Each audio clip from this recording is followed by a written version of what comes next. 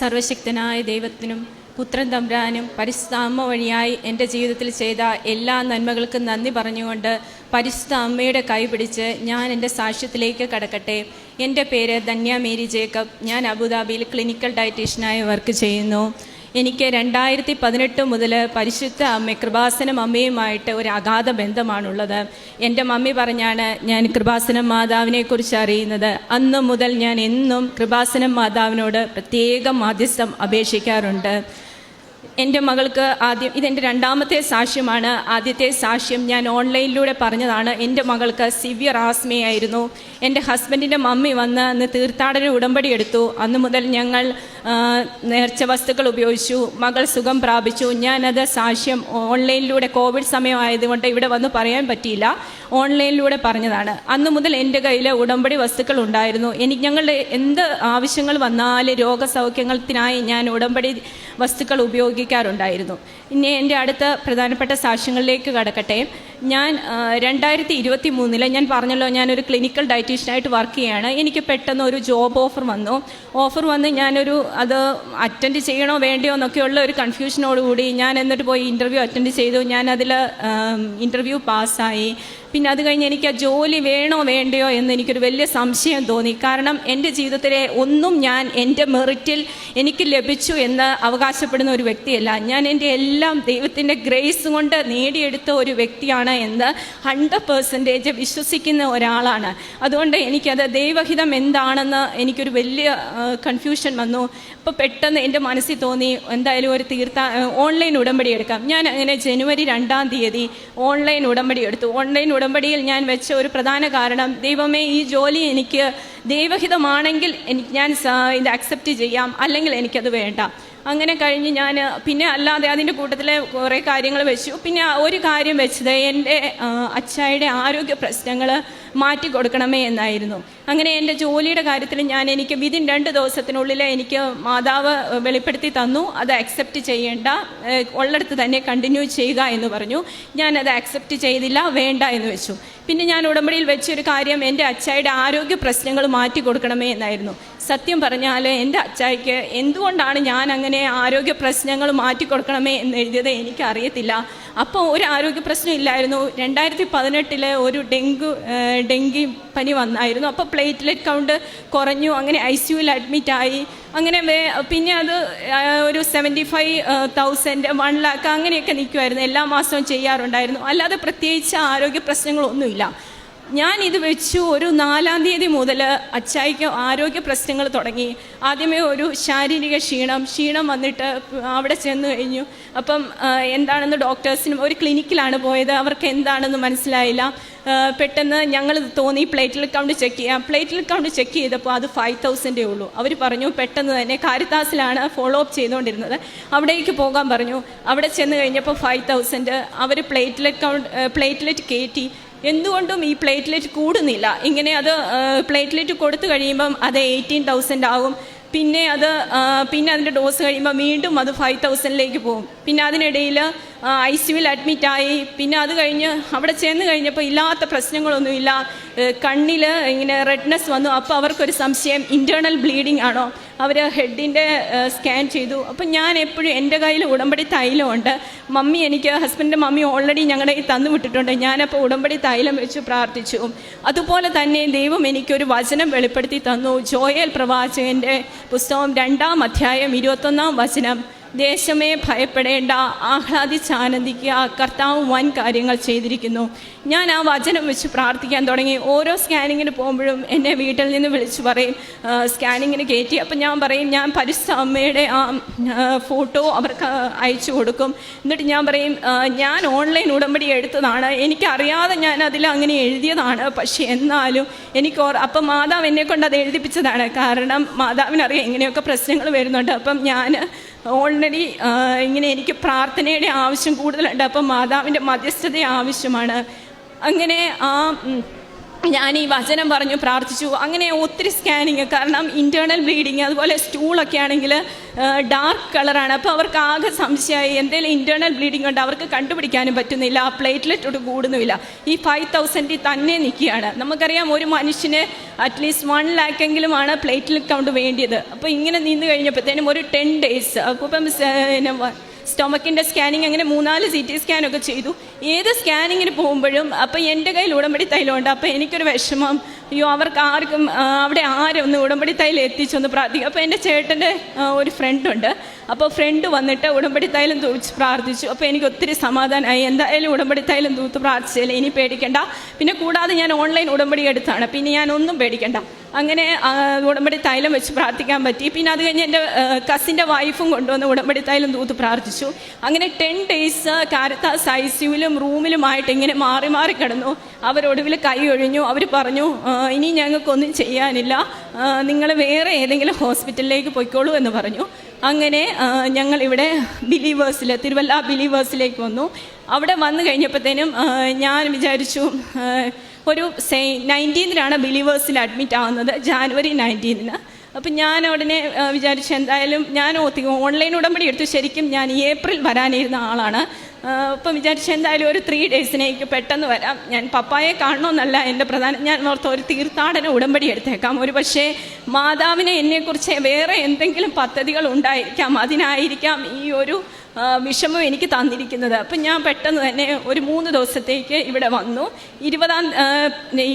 19th രാത്രിയിൽ എത്തി. 20th പപ്പായെ പോയി കണ്ടു. 21st ഞാനിവിടെ വന്ന് തീർത്ഥാടന ഉടമ്പടി എടുത്തു. തീർത്ഥാടന ഉടമ്പടി എടുത്തു കഴിഞ്ഞപ്പം വലിയ അത്ഭുതം എന്ന് പറയട്ടെ, പപ്പ ശരിക്കും ഈ മരുന്നുകളൊന്നും കൊടുത്തിട്ട് അതിനോട് ഒരു ആക്ഷനും ഇല്ലായിരുന്നു. അവർ തന്നെ പറഞ്ഞു ഇനിയിപ്പോൾ എന്ത് ചെയ്യുമെന്ന് തോന്നുന്നു. അപ്പോൾ ഡോക്ടർ പറഞ്ഞു വെയിറ്റ് ചെയ്യാം, ഇനിയില്ലെങ്കിൽ നമുക്ക് വേറെ അതിനിടയിൽ ഒരു കാര്യം പറയാൻ മറന്നുപോയി. തിരുവല്ലയിലേക്ക് കൊണ്ടുവന്നപ്പോൾ അവർ ഫസ്റ്റിലെ ബോൺ മാരോ ടെസ്റ്റ് ചെയ്തു. അപ്പോൾ ബോൺ മാരോ ടെസ്റ്റ് ചെയ്തപ്പോഴും എനിക്ക് ടെൻഷനില്ല, കാരണം ഞാൻ ഓൺലൈൻ ഉടമ്പടി എടുത്തിട്ടുണ്ട്, ഉടമ്പടി തൈലമുണ്ട്, മമ്മിയോട് ഞാൻ പറഞ്ഞിട്ടുണ്ട് ഉപ്പ് കൊടുക്കണം, തേൻ കൊടുക്കണം, അങ്ങനെ വിശ്വാസ പ്രമാണം ചൊല്ലി. അപ്പോൾ ഇതെല്ലാം കൊടുക്കുന്നുണ്ട്, പിന്നെ പേടിക്കേണ്ട കാര്യമില്ലല്ലോ. അപ്പം ഞാൻ എന്നിട്ട് ഇവിടെ വന്ന് ഞാൻ 21 വന്ന് ഞാനിവിടെ ഉടമ്പടി എടുത്തു. അപ്പം ആ ഉടമ്പടി എടുത്തു കഴിഞ്ഞ് ഞാൻ ഇറങ്ങിയപ്പോൾ എൻ്റെ ബ്രദർ വിളിച്ചിട്ട് പറഞ്ഞു, എടി ഇപ്പം 35,000 ആയി. അപ്പോൾ ഡോക്ടർ പറഞ്ഞു മരുന്നിനോട് പ്രതികരിക്കുന്നുണ്ട്, അങ്ങനെ പ്രതികരിക്കുകയാണെങ്കിൽ 2 ദിവസത്തിനുള്ളിൽ ഡിസ്ചാർജ് ചെയ്യാം. കാരണം നിങ്ങൾ വിചാരിക്കണം വെറും 5,000 നിന്നത്. അത് കഴിഞ്ഞിട്ട് പിന്നെ അതുപോലെ ഞാൻ പറഞ്ഞല്ലോ സ്റ്റൂൾ ഡാർക്കായിട്ട് വരുന്നു. അപ്പം അവർക്ക് ഇൻറ്റേർണൽ ബ്ലീഡിങ് ഉണ്ടോ എന്ന് ചോദിച്ചു. അപ്പോൾ അത് സിവിയർ കോൺസ്റ്റിപ്പേഷനും അതോടൊപ്പം ഉണ്ടായിരുന്നു. ഞാനിവിടെ അതും എൻ്റെ ഉടമ്പടിയിൽ എഴുതി വെച്ചു. അതിലപ്പം സിവിയർ കോൺസ്റ്റിപ്പേഷൻ മാറ്റി കൊടുക്കണേ. 21-ാം തീയതി ഞാൻ വിളിച്ച് ചോദിച്ചു എങ്ങനെയുണ്ട്. അപ്പോഴത്തേക്ക് എന്നോട് പറഞ്ഞു മോഷൻ പാസ് ചെയ്തു, വയറിന് വലിയ കുഴപ്പമൊന്നുമില്ല. അതുപോലെ അങ്ങനെ അന്ന് തന്നെ 35,000 ആയി. അങ്ങനെ വിതിൻ 2 daysനുള്ളിൽ പപ്പായെ ഡിസ്ചാർജ് ചെയ്തു. ഇപ്പം ഓൾമോസ്റ്റ് 1.3 lakhs പ്ലേറ്റ്ലെറ്റ് ഉണ്ട്. മരുന്നിൻ്റെ ഡോസ് കുറച്ച് വരുന്നു. ദൈവകൃപയാൽ അത് ഞങ്ങൾക്കൊരു വലിയ രോഗസൗഖ്യമായിരുന്നു. അതുപോലെ കോൺസ്റ്റിപ്പേഷനും ദൈവം തമ്പുരാൻ മാറ്റി തന്നു. പിന്നെ അതോടൊപ്പം തന്നെ ഞാൻ ഇവിടെ വന്ന് ഞാൻ ഓൺലൈൻ ഉടമ്പടി എടുത്തിരുന്നില്ല. അതിൽ ഞാൻ ഞങ്ങളുടെ ഭവനം പണിയും പിന്നെ എൻ്റെ സഹോദരൻ്റെ ഭവനം പണിയും തടസ്സം കൂടാതെ നടക്കാൻ വേണ്ടി പ്രാർത്ഥിച്ചിരുന്നു. അപ്പം എൻ്റെ ഈ പപ്പ ഹോസ്പിറ്റലിലായപ്പോഴത്തേനും എൻ്റെ ബ്രദറിൻ്റെ ഭവനം പണിയിൽ ചെറിയ തടസ്സങ്ങളൊക്കെ വന്നിരുന്നു. അപ്പം ഏപ്രിൽ ശരിക്കും ഹൗസ് വാമിങ് നടത്തണമെന്നാണ് വിചാരിച്ചത്. അപ്പം എനിക്ക് ആകെ വിഷമമായി പോയി. നല്ല കാര്യങ്ങൾ ദൈവമേ നടത്തണമെന്ന് വിചാരിച്ചാണല്ലോ. അപ്പം എനിക്ക് ഒരു വചനം ദൈവം പറഞ്ഞു തന്നു. ദൈവമേ അവിടുന്ന് ഞങ്ങൾക്ക് ഒരു ഭവനം പണിയുമെന്ന് വെളിപ്പെടുത്തിയിരിക്കുന്നു. ആകയാൽ അവിടുത്തെ ദാസൻ ഇങ്ങനെ പ്രാർത്ഥിക്കാൻ ധൈര്യപ്പെടുന്നു. ഞാനപ്പോൾ എനിക്ക് മനസ്സിലായി ഇതുകൊണ്ടൊന്നും പേടിക്കണ്ട, ദൈവം എല്ലാം ഭംഗിയായിട്ട് നടത്തുമെന്ന്. അങ്ങനെ ഞാൻ ഇവിടെ തീർത്ഥാടന ഉടമ്പടി എടുക്കാൻ വന്നപ്പോൾ എൻ്റെ പപ്പ പറഞ്ഞു, പപ്പായ്ക്കൊന്നും വലിയ വിശ്വാസമുള്ള ആളല്ലായിരുന്നു. അപ്പോൾ എന്നോട് പറഞ്ഞു നീ പോയി ഉടമ്പടി എടുക്കണം, ഉടമ്പടി എടുത്തിട്ട് അച്ഛനെ കാണാൻ പറ്റുവാണെങ്കിൽ നീ അച്ഛനെ കണ്ട് പ്രാർത്ഥിക്കണം. എനിക്ക് അച്ഛനെ കാണാൻ പറ്റിയില്ല. പക്ഷെ ഞാൻ ഇവിടെ വന്ന് മാതാവിനോട് പറഞ്ഞപ്പോൾ തന്നെ ഞാൻ പറയാൻ വന്ന കാര്യങ്ങൾ മൊത്തം പറഞ്ഞിട്ടാണോ പോയത്. എനിക്കിനി ഇവിടെ വന്നപ്പോൾ തന്നെ ഒത്തിരി സമാധാനമായി. പിന്നെ ഞാൻ ഓർത്തു എനിക്ക് മണ്ണിൽ കാല് കുത്തിയപ്പോൾ തന്നെ ഒത്തിരി സമാധാനം കിട്ടി. അത് കഴിഞ്ഞിട്ട് ഈ ഭവനം പണി യാതൊരുവിധ തടസ്സവും കൂടാതെ പപ്പ ഡിസ്ചാർജായി. പിന്നെ യാതൊരുവിധ തടസ്സവും കൂടാതെ നടന്ന് ഏപ്രിൽ 8 അവരുടെ ഹൗസ് വാമിംഗ് ആയിരുന്നു. ഏപ്രിൽ 10 ഞങ്ങളുടെ ഹൗസ് വാമിംഗ് ആയിരുന്നു. അങ്ങനെ ദൈവം ഞങ്ങളുടെ ജീവിതത്തിൽ ഒത്തിരി അനുഗ്രഹങ്ങൾ ചെയ്തു. പിന്നെ ഇതുകൂടാതെ എൻ്റെ ജീവിതത്തിൽ നേർച്ച വസ്തുക്കൾ ഉപയോഗിച്ച് ഒത്തിരി അനുഗ്രഹങ്ങൾ ചെയ്തിട്ടുണ്ട്. എൻ്റെ സമയപരിമിതി മൂലം എനിക്ക് പറയാൻ സാധിക്കുന്നില്ല. ദൈവം വഴി പരിശുദ്ധ അമ്മ വഴിയായി എൻ്റെ ജീവിതത്തിൽ ചെയ്തു തന്ന എല്ലാ അനുഗ്രഹങ്ങൾക്കും ഒരിക്കൽ കൂടി നന്ദി പറഞ്ഞുകൊണ്ട് ഞാൻ നിർത്തുന്നു. പ്രേക്ഷിത പ്രവർത്തനം എന്ന് പറയുന്നത്, ഞാനിവിടുന്ന് അന്ന് നമുക്ക് പേപ്പർ കിട്ടുമല്ലോ, 2 കെട്ട് പേപ്പർ കിട്ടിയാലും ഞാൻ അന്ന് തന്നെ കൊടുക്കാൻ ശ്രമിച്ചു. പക്ഷെ അന്ന് ഞാൻ വീട്ടിൽ ചെന്നപ്പോൾ 7 ഞങ്ങളുടെ വീട് റാന്നിയിലാണ്. അപ്പോൾ അതുകൊണ്ട് ഞാൻ പിറ്റേ ദിവസം തന്നെ ആദ്യമേ സ്റ്റാർട്ട് ചെയ്തത്, ഇവിടുന്ന് ഞാൻ 1-2 ഹോട്ടലുകളിലൊക്കെ പോയായിരുന്നു. അവിടെ കൊടുത്തു കഴിഞ്ഞപ്പോൾ ആ ചേട്ടൻ എന്നോട് പറഞ്ഞു, മോളെ ഇത് കിട്ടുന്നതാണ്, ഞാനിത് ഞങ്ങളുടെ വീട്ടിൽ കിടപ്പുണ്ട്, ഞാൻ വായിക്കാറുള്ളതല്ല. പക്ഷേ എനിക്ക് അത്ഭുതം തോന്നി. ആ ചേട്ടൻ തിരിച്ചു പോയി ചെന്നിട്ട് ആ പേപ്പർ എടുത്ത് വീണ്ടും നോക്കുന്നു. അപ്പം ഞാൻ ഓർത്ത് ചേട്ടൻ വായിക്കുന്നില്ല എന്ന് പറഞ്ഞിട്ടും പേപ്പർ കൊടുത്തു കഴിഞ്ഞപ്പം എന്നെ പത്രം എടുത്ത് വായിക്കുന്നുണ്ടല്ലോ തോന്നി. പിന്നെ അത് കഴിഞ്ഞ് ഞാൻ സെക്കൻഡ് ഡേ ഞാൻ 22-ാം തീയതി ഞാൻ ബിലീവേഴ്സിൽ പോയി ഞാൻ അവിടെയുള്ള സ്ഥലങ്ങളിലൊക്കെ ഞാൻ കൊടുത്തു. അവിടെ ആശുപത്രിയിൽ വരാന്തയിൽ ഇരിക്കുന്നവർക്ക് അങ്ങനെയുള്ളവർക്കെല്ലാം കൊടുത്തു. അങ്ങനെ ഞാൻ എൻ്റെ പേപ്പർ ഓൾമോസ്റ്റ് എൻ്റെ കയ്യിൽ ഞാൻ ഒരു 3 പേപ്പർ മാത്രമേ വെച്ചുള്ളൂ. ഞാൻ ആ ഒരു ദിവസം കൊണ്ട് തന്നെ എൻ്റെ ബാക്കി പേപ്പറുകളെല്ലാം എൻ്റെ ബ്രദറിൻ്റെ കൂടെ ഇപ്പം വഴിയിൽ ആരെങ്കിലും ബസ് കാത്തു നിൽപ്പുണ്ടെങ്കിലും വണ്ടി നിർത്തി എവിടെയാണോ കൊടുക്കാനായിട്ട് നമുക്കൊരു പ്രചോദനം ലഭിക്കുന്നത് അവിടെ എല്ലാം ഞാൻ കൊടുത്തു. ആരെങ്കിലും എനിക്ക് ഈ പേപ്പർ കിട്ടിയെന്ന് പറഞ്ഞെങ്കിൽ ഞാൻ അവർക്ക് കൊടുത്തില്ല. അങ്ങനെ ആ 2 ദിവസം കൊണ്ട് ഞാൻ എൻ്റെ പേപ്പർ തീർത്ത്. ഓൺലി 5 പേപ്പർ മാത്രമേ എൻ്റെ കയ്യിൽ കരുതിയുള്ളൂ. പിന്നെ ഞാൻ എപ്പോഴും ഞാൻ പറഞ്ഞല്ലോ, 2018 മുതൽ എനിക്ക് കൃപാസന അമ്മയായിട്ട് നല്ലൊരു ബന്ധമുണ്ട്. എനിക്ക് തീർത്ഥാടന ഉടമ്പടി എടുക്കാൻ 2024 സാധിച്ചത്. പക്ഷേ ഞാൻ ഇതിനു മുമ്പ് ഞാനുമായി ബന്ധപ്പെട്ട ഒത്തിരി പേരെ തീർത്ഥാടന ഉടമ്പടി എടുക്കാൻ സാധിപ്പിച്ചു. പിന്നെ അതോടൊപ്പം എൻ്റെ വ്യക്തി ജീവിത പ്രാർത്ഥന കുമ്പസാരം എന്ന് പറയുന്നത് ഞാനിപ്പോൾ 2 ആഴ്ച കൂടുമ്പോൾ അവിടെ കുമ്പസാരിക്കാൻ എനിക്ക് അവസരമുണ്ട്. അതുപോലെ ഞാൻ പരിശുദ്ധ കുർബാനയിൽ എല്ലാ ശനിയാഴ്ചയും ഞായറാഴ്ചയും പങ്കെടുക്കും. ദിവസങ്ങളിൽ ഞാൻ മാക്സിമം ട്രൈ ചെയ്യാറുണ്ട്, പറ്റുന്ന ദിവസങ്ങളിൽ പോകാറുണ്ട്. പിന്നെ കാരുണ്യ പ്രവർത്തികൾ, ദാനധർമ്മം, ഞാൻ എൻ്റെ അടുക്കൽ ആര് സഹായത്തിന് വന്നാലും ഞാൻ ആരെയും വെറും കൈയോടെ വിടാറില്ല. എനിക്കത് ചെയ്യാൻ ഒരു മടിയില്ല. കാരണം ദൈവം തന്നതല്ല അതൊന്നും നമ്മുടെ ജീവിതത്തിലില്ല. അപ്പം നമുക്ക് കിട്ടുന്ന എന്തും നമ്മൾ മറ്റുള്ളവരുമായിട്ട് പങ്കുവയ്ക്കുമ്പോഴാണ് ദൈവം നമ്മളെ കൂടുതലായി അനുഗ്രഹിക്കുന്നത് എന്ന് വിശ്വസിക്കുന്ന ഒരു വ്യക്തിയാണ് ഞാൻ. പിന്നെ എൻ്റെ പ്രാർത്ഥനാ ജീവിതം, ഇപ്പം നമുക്കൊരു ഉടമ്പടി എടുത്തപ്പം അങ്ങനെ ചെയ്യണമല്ലോ, അത് ചെയ്യണമല്ലോ എന്ന് നമ്മുടെ മനസ്സിൽ തന്നെ ഒരു വലിയ ഉൾവിളിയുണ്ട്.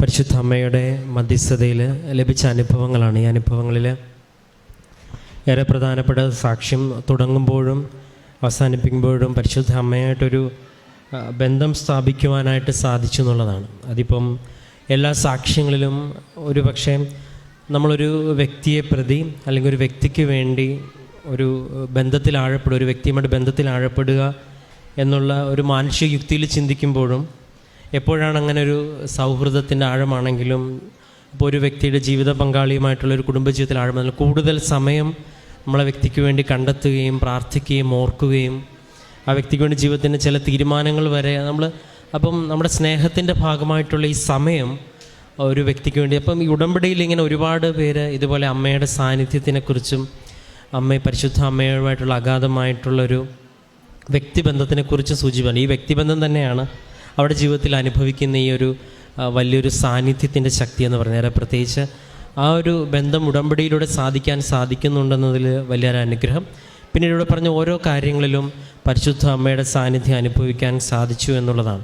പിന്നെ ഈ ഉടമ്പടി ജീവിതം മുന്നോട്ട് പോകുമ്പോൾ ദൈവാനുഭവങ്ങൾ ധാരാളമായി ഉണ്ടാവട്ടെ എന്ന് പ്രാർത്ഥിക്കുന്ന പരിശുദ്ധ അമ്മയിൽ നൽകിയ എല്ലാ അനുഭവങ്ങൾക്കും നമുക്ക് കരങ്ങളടിച്ച് ദൈവത്തിൻ്റെ നാമം മഹത്വപ്പെടുത്താം. അത്യപൂർവ ദൈവാനുഭവങ്ങൾ ഇനി നിങ്ങൾക്കും സ്വന്തം. ഈ യൂട്യൂബ് ചാനൽ ഇതുവരെ സബ്സ്ക്രൈബ് ചെയ്തിട്ടില്ലെങ്കിൽ ഇപ്പോൾ തന്നെ സബ്സ്ക്രൈബ് ചെയ്യുക. ഈ വീഡിയോ ഇപ്പോൾ തന്നെ നിങ്ങളുടെ സുഹൃത്തുക്കൾക്ക് ഷെയർ ചെയ്തുകൊണ്ട് കർത്താവിൻ്റെ പ്രേക്ഷിതരാകുക.